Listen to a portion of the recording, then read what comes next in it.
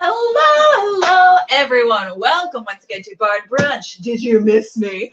I know we took a week off, and since that time, a lot of things have happened. A lot of very good things, one very bad thing that I'm still not over and never going to be over ever. But the very good things that have happened, we at Sour Grapes have our own theater space, the Vineyard Theater. It is 98 Moore Street in Brooklyn. We're going to give you a bunch of updates about that later. Also, we were nominated for so many awards, like 7 awards in the Young House Theater Review Journal thing. Yes, I love them. It's great. The award show is going to be on February 21st. It's a whole time. I'm very excited for that.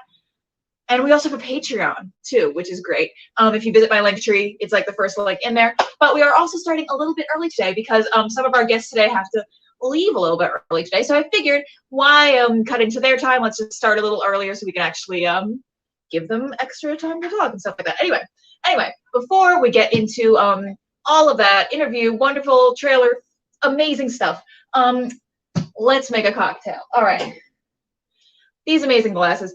Jury's still out from Chris, our tech, whether these were her wedding glasses or wedding gift glasses. We're not fully sure still, but we still like to use them to exorcise the demons. What I'm going to use is this. I'm making a love and idleness cocktail, by the way. It's been 2 weeks since I've done the show. A little rusty. I'm telling y'all what's happening. All right, this Spritz by Mariello, traditional Italian. It is a sparkling wine-based cocktail. Now, frankly, because it already is a cocktail, I could pour it out in here and just have fun, but I like wine and I like cocktails, so we're going to add a little bit more to it. Exorcise the demons. That's what I do for everything. Look at that fuzz. Oh, I actually haven't tried this yet. Dang, all right, great. So anyway, like I said, I like wine, so we're just gonna add some more red wine into here. Measure with your heart.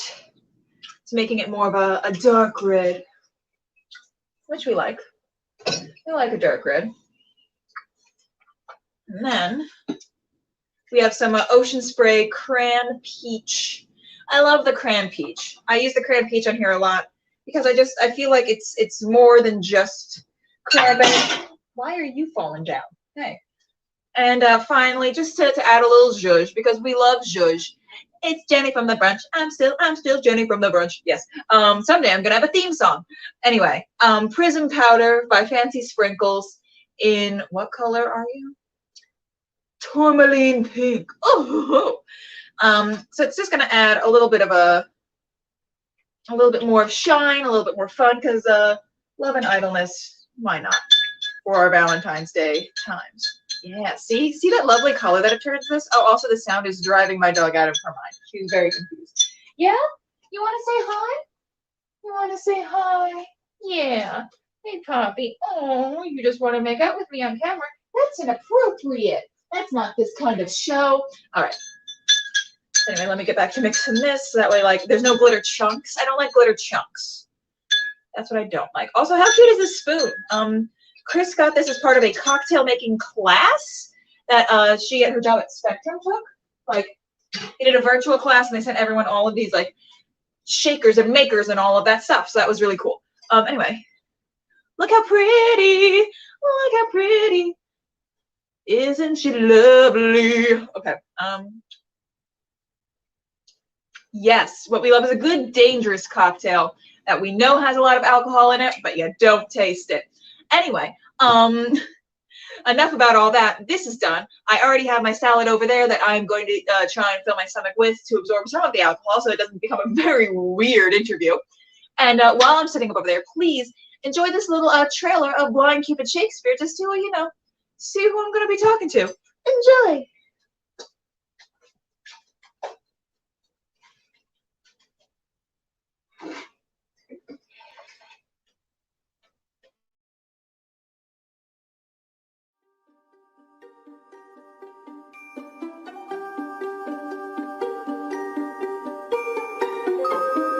Love looks not with the eyes, but with the mind, and therefore is winged Cupid painted blind.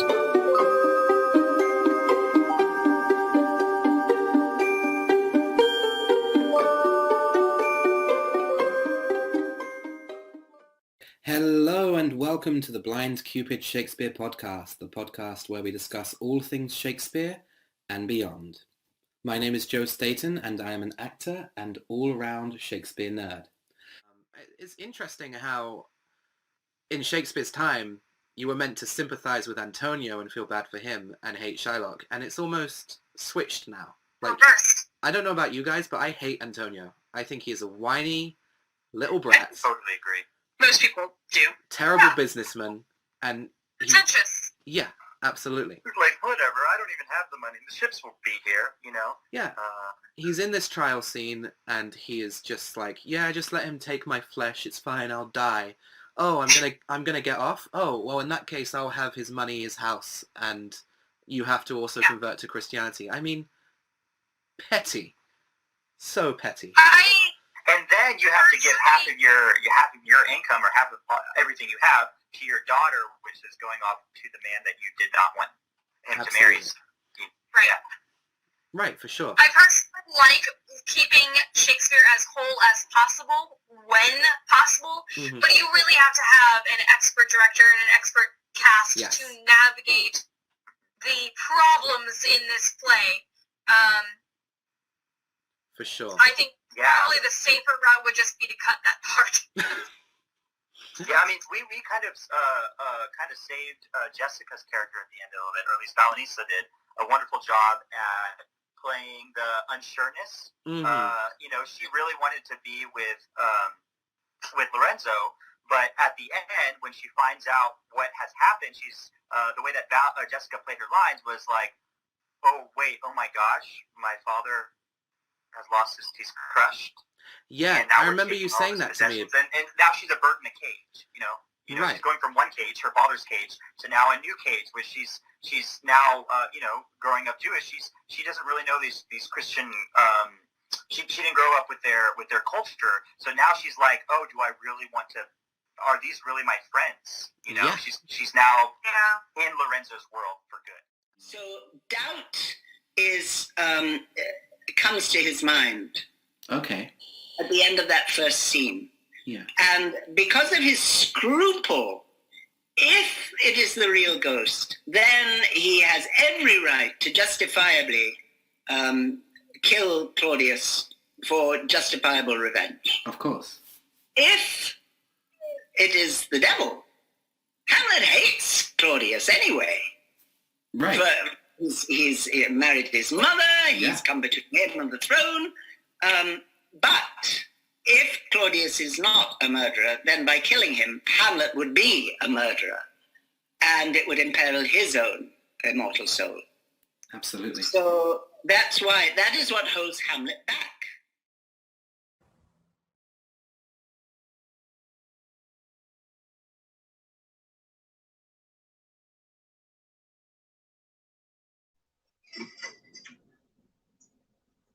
Yay! Amazing. Very, very excited to talk to this group. Please welcome the Blind Cupid Shakespeare Company.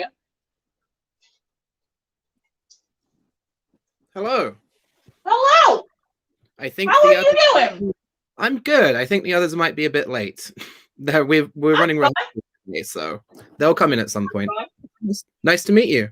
Nice to meet you as well. Please, for the audience at home, tell them who you are and how you're related to the company. My name is Joe Staten. I am the founder of the Blind Cupid Shakespeare Company and co-artistic director / artistic director. I don't really know the terminology for that. And I am also acting in our showcase that we've got coming up. And it's been a good run. Amazing. So give us a little insight into the Blind Cupid Shakespeare Company, what y'all do, what everyone should kind of have a good idea of what's happening, so that when we talk about this showcase, they know what to expect when they go see it. Sure, absolutely. So right now we have a mission. I grew up in Spain. I'm British, as you can tell, but I actually grew up in Spain. And I grew up in an area of Spain where there is a huge multinational community. And I actually went to an international school. Oh, hi, Alice. She's here. Hi. Hello. How are you doing? Good. Joe, if you don't mind pausing for a second, please please tell the viewers at home who you are and how you are related to Blind Cupid Shakespeare Company. Hi, thank you so much for inviting me. First of all, I'm Alice Luciana Parente, and I'm one of the actors and producers of the event that Joe organized, All Is Well as It Ends Well. Yay! Amazing. All right, so yeah, I'm back to what this company does, what this company is, all of that fun stuff.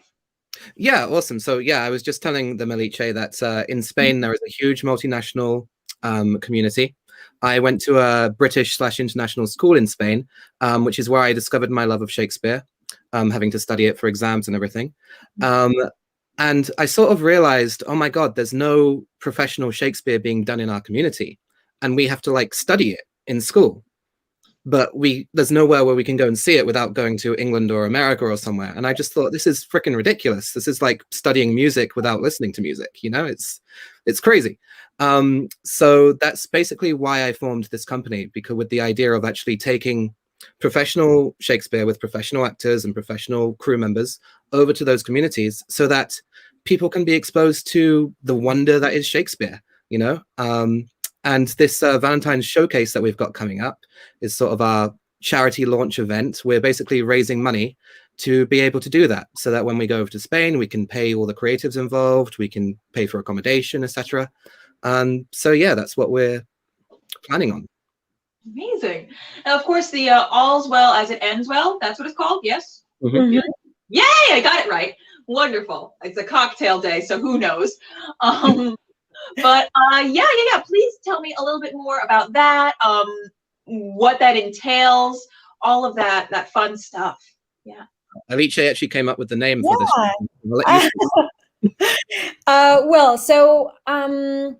I think the name already says a lot about what we're trying to do. We really wanted to give a good end to this year, which has been very challenging for a lot of artists. So we try to create this benefit, trying to highlight the importance of, like, you know, you go through struggles as an actor on stage in life, and then you overcome, and all is well as it ends well.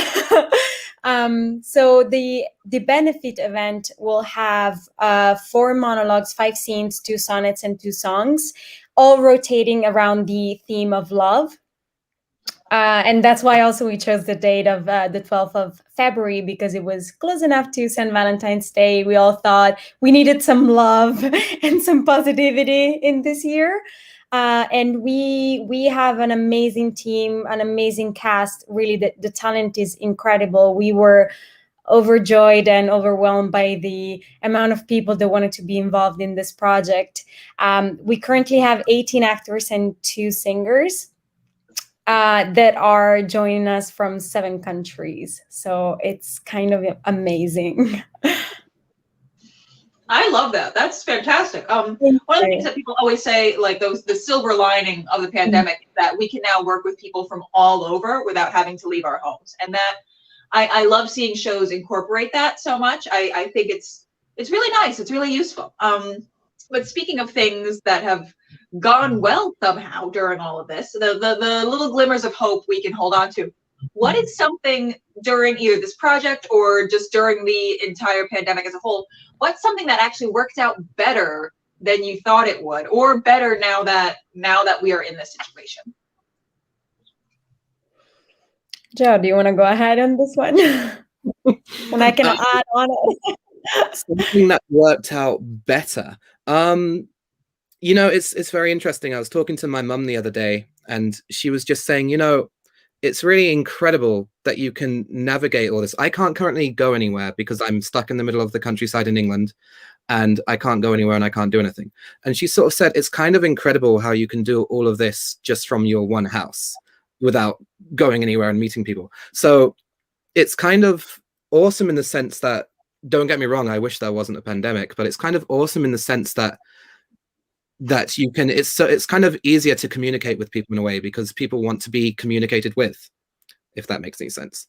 Yeah, sure. Yeah, and also, you know, Alice is doing a great scene in our showcase, and this scene has 3 actors from 3 different countries, which is just awesome. And, you know, we were worried a bit about the time difference. We actually have an actor in New Zealand rehearsing right now, right this minute with our director, and it's like 6:30 in the morning for him, bless him. But everyone's been super great about navigating that. Yeah, That's I agree on spectacular. that.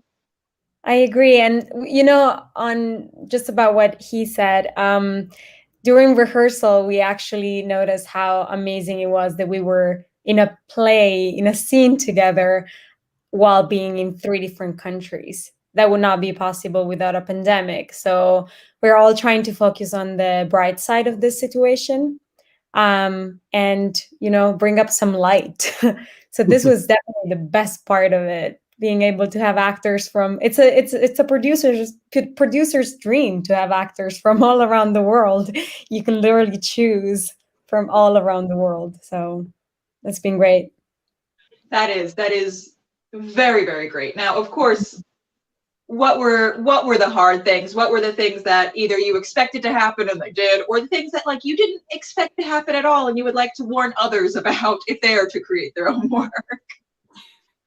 Alicia, you go for this. Thank you. The hot potato.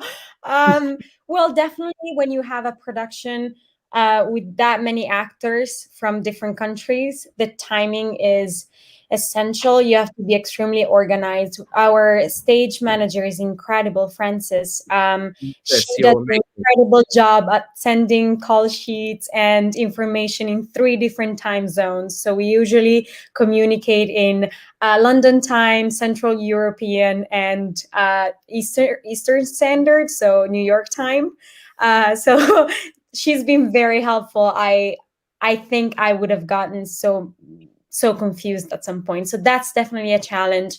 And also, I would say, just because it's an online show, it doesn't mean that it doesn't require as much work as in a real production. We are constantly having meetings, contacting press, organizing playbills, the cast, communicating with the cast, organizing promotional material. So it definitely requires a lot of work, and it seems that the time is never enough. So I would say to anyone that is preparing anything, even online, to, you know, give it time and give it a lot of hours of work, because it's a lot of work. Absolutely. I agree. And something I think as well that I would love to mention, obviously we're going over to Spain at some point when this whole mess is over and when we have enough money to do so. I really feel personally for me that I want this company to reflect that you do not have to be a native English speaker to be fantastic at Shakespeare. So when we sent out auditions, it was really important to me that we made it very clear that we want anyone and everyone to audition for us. And fortunately for us, we did get a good number of submissions from people from many, many different cultures and countries. But I was worried for a hot second that we'd just get a bunch of native English speaking white people. Fortunately, we did not. Yes. Yeah, I think it was very important to us to give representation as much as possible, to represent as many countries as many backgrounds and ethnicities as possible. We want to give a voice to everyone, and we want the company to reflect that. So we definitely, that was part of the casting process. Spectacular. Love that. Love that so much. Now we're going to go off on a little tangent here, but this is something that I ask all of my guests all the time. We all have our on-stage horror stories. We all have our theater producing horror stories. Some have way more horror stories now from internet cutting out or props going wrong. And some just like to reflect on the times back in high school that were chaos. One of my stories that I'm not sure if I've actually told in this program before, but it was in high school. We were doing a showcase for the entire school, and for some reason there was a lot of costume changes involved, and for some reason when I went backstage to change out of like my homecoming dress costume into back to my like regular clothes, someone had moved all of my clothes. I still don't even know where or why it happened, but I was just standing there, no pants, shirt on, trying to figure out what to do really fast. To fill out the scene, our student director of the project had also been in the homecoming scene. So I just turned to her and said, "You don't have to go back on stage right now, so I'm taking your pants." And she was like, "What?" And I was already hearing the people on stage going, "I wonder where character name is," because like we were in high school, we didn't know how to vamp. So then, and we were different sizes. So then I just come out holding these pair of jeans up, and I'm just like, "We all know why I'm late. Hey everyone, how's it going?" And then we had to just try and continue the scene that way, me holding these pants up.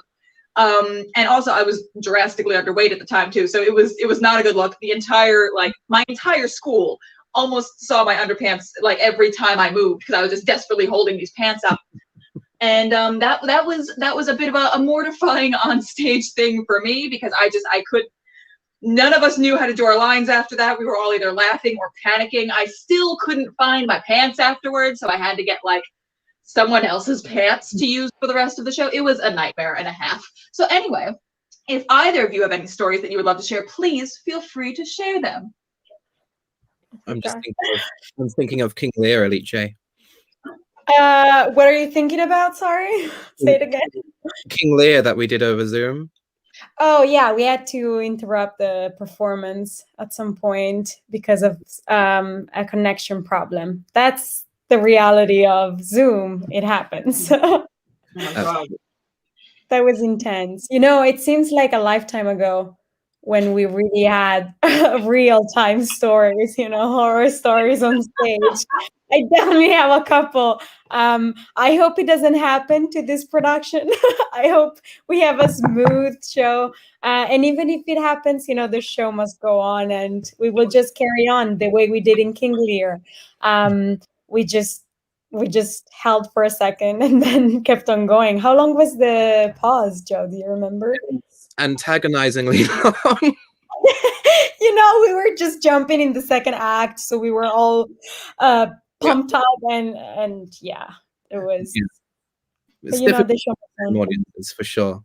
On stage, just thinking back, I've done a lot of I've done quite a few Shakespeare comedies on stage, and the great thing about doing Shakespeare comedies is sometimes an accident can be a happy accident. That happened to me in A Midsummer Night's Dream. I was playing flute, and I accidentally threw the sword halfway across the stage. That was really funny because the guy playing bottom was lying underneath me, and then he turned his head and I just saw him laughing away from the audience, which made me laugh, which made the audience laugh. So it's those kind of accidents we want, really. Hopefully. We love a good prop mishap. We love a good prop mishap. Now I have to share my horror story. Go for it. No, I was very little, actually. I was 16. It was one of my first shows, and I was playing Ariel in The Tempest.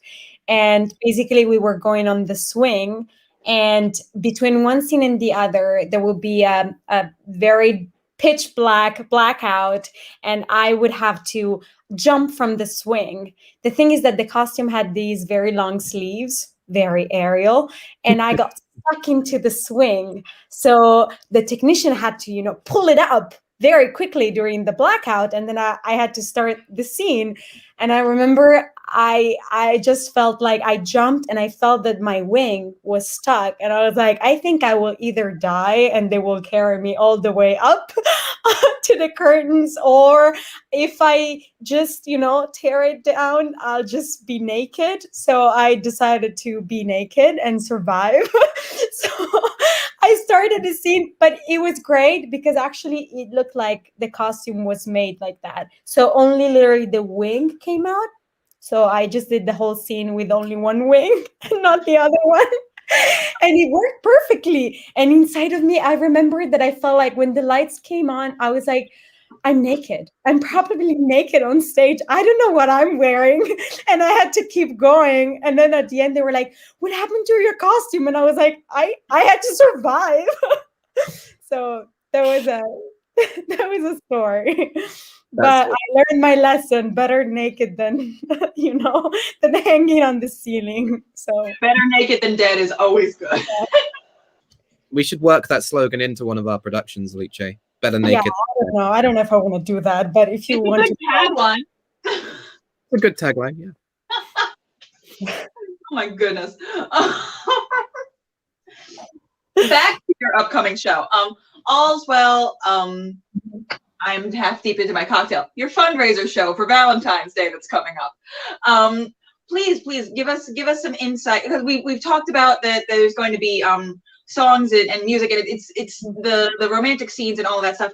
Are there any specific scenes that are going to be like everyone knows what they are and be like really expected to go for it and like really amped to see it?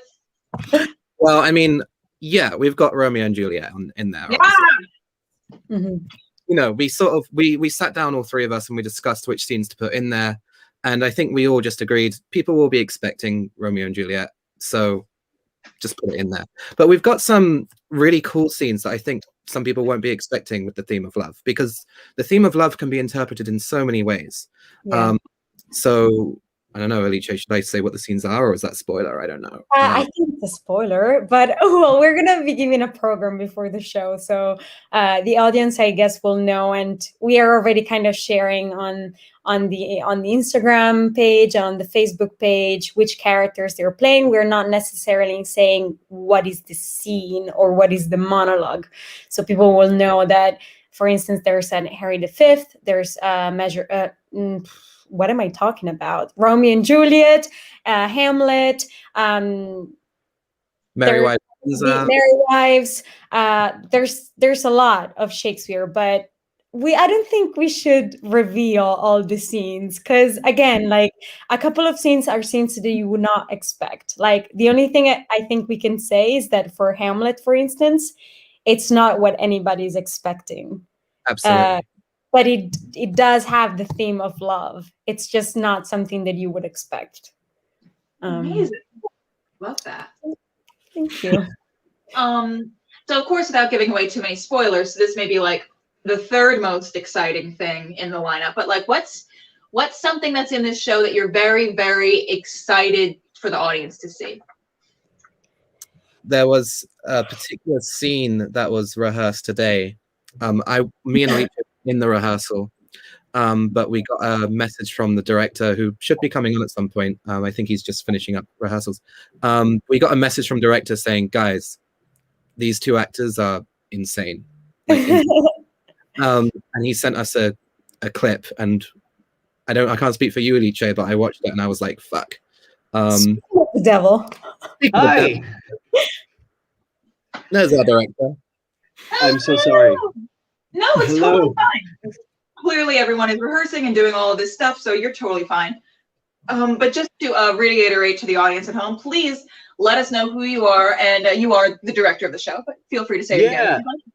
Yeah, my name's JT. I live in London. I obviously am not from London. I'm American, but I am the director of the show, and yeah, it's been really lovely. But to be honest, like these two here are the powerhouses. I just get to do fun things.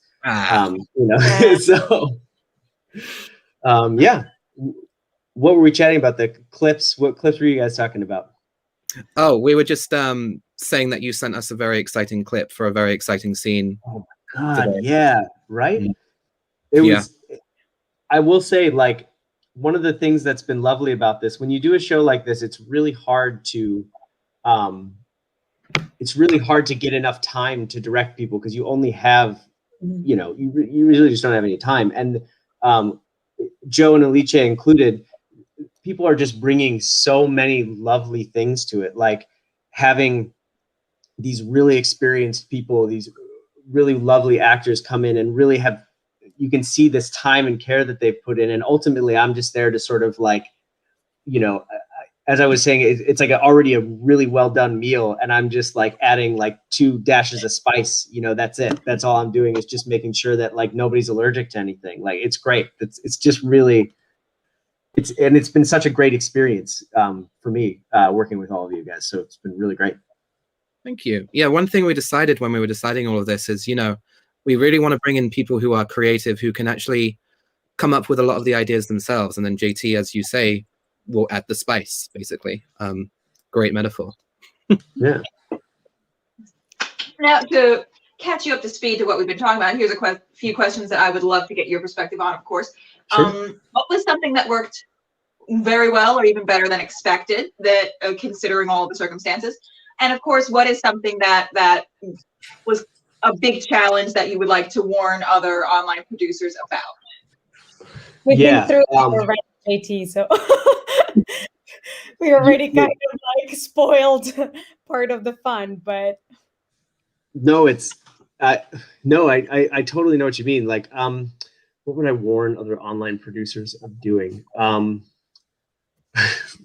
mean, I love that we're doing this because it gets us more audience and it gets us a wider audience. But I not that I would warn people against doing things outside of time zones, but just be mindful of it. Like, maybe have a think. I just was on a Zoom call with an actor from New Zealand, and it's 6:30 in the morning there. So he's a bright and shiny early morning person, but just be careful about that. And then in terms of Zoom, stuff that worked really well, the clip that I sent them, so it's Beatrice and Benedict, and it's the two of them in the same room, and they're a couple. And when they're sitting there, one thing that was really lovely was they're like, how do we make this work? How can we make the distance work here? And it says, well, why don't you guys face back to back and do it like you're talking through a door type of thing, like all those scenes you see in movies where you're sort of like having this chat through a door, and finding these unique ways to build space that you can then break. Because ultimately, it doesn't matter if you're far apart. What matters is that there is on screen, it feels like there's a proximity distance that you can break. And looking away or something as simple as that is actually really just an easy fix for a lot of that stuff. So that was great. One of the things that I have noticed, of course, and this is going to be a duh thing, but since we don't have a stage and most of the cameras don't move around, you have to do very much find good camera angles, very good blocking for just the people in the frames. So I do appreciate that there's some very interesting blocking, very, very helpful blocking that's going to be happening on these screens, because that is very much needed. It's something that a lot of people don't think about when they're going to be producing an online show. It's just they're thinking in terms of like, oh, we're all on screen together like a Zoom meeting conference. Let's make it fun. Let's make it interesting. Well, and how subtle it is. So with Romeo and Juliet, they're doing it. Romeo's doing it from his phone, and he's he can change up the angle a lot. And then, but it gives this nice perspective because he's staring up this way, right? But Juliet is in theory up here and she's on another Zoom, but it gets this nice illusion that he's actually staring at her, which is, and I think the other thing is subtle stuff. It doesn't have to be much. It's incredible how little you have to do from the blocking, or how close it can be, but how much it adds a ton too, which is great. Yeah. And of course, another thing that I've already asked these lovely people who've been here, and that I ask every single guest, we have our theater horror stories that we do all the time. We talk about during like cast parties or warm-ups of like, or even just like something that reminded you of like, oh yeah, that one time where we were in the Tempest and our Ariel fell through a stage cube on stage. That was horrifying. Just things like that. If you have any that you would like to share, please feel free to share with the crew. I was in college, and I was Howie Newsom in our town, and I was in the green room, and we had a shitty speaker, and I heard all of a sudden someone. I'm going to say the speaker went out. It probably didn't. I probably just fucked up. And all of a sudden someone went in and goes, JT, you're on right now. And I was like, ah! And so I had to sprint to get, and little did I know the guy on stage was like, he's looking down the bomb and goes, well, there's Howie Newsom. I think he's having a bit of trouble with Bessie, his cow. Oh, I guess he turned and went down the other road. And they just skipped the whole scene because they went there. And the dude gave me a shitload of time to get there. And the moment I got into the bomb and I'm looking up at him and he just goes, well, I guess he went down the other road, as he's turning away. I'm literally sprinting into the bomb as he's like, nope, the scene's done. We're not doing it. And so I missed the scene. And another director in the college who cast me in a show after that was like, I was this close to giving this role to somebody else because you fucked up. Don't ever do it again. And I was like, I've never missed an entrance since. So. Well, Andy, what do you think? I am a fellow Scotty. How can you just hear me? Can you just hear me saying that is it my accent? Like, oh no, I thought I got rid of it. How do you tell? Well, I went to that happened at Eau Claire, Andy, if you're aware of, in Eau Claire, Wisconsin, at the Eau Claire Riverside Theater in the UW Eau Claire University. So that's where that happened. Okay. Well, Andy can just smell other people from Wisconsin. It's like a sixth sense for him. Just he can figure it out. It's very easy. Also, thank you, Andy, for watching. Yay! Before I let everyone get on with the rest of their day, because y'all have very early rehearsals, all of that stuff. Oh, read your bio. There's also that. Good. The easy way to do things. Maybe Andy isn't supernatural in that he can figure out just where people are from, but he is supernatural in that he can read, and that's not something that a lot of people do these days. Good. We need it's rare in Wisconsin. Not many of us can. No. Please, let everyone know just some final thoughts about why they really, really need to see this show. Okay.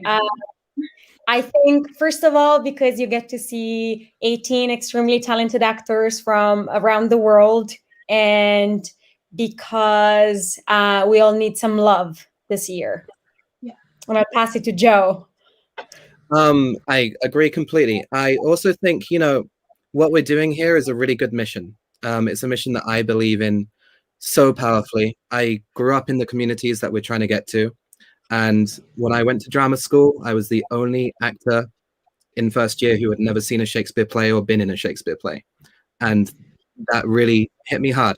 And I do believe that bringing Shakespeare to these communities will richen them and will provide people with opportunities that they've never had before.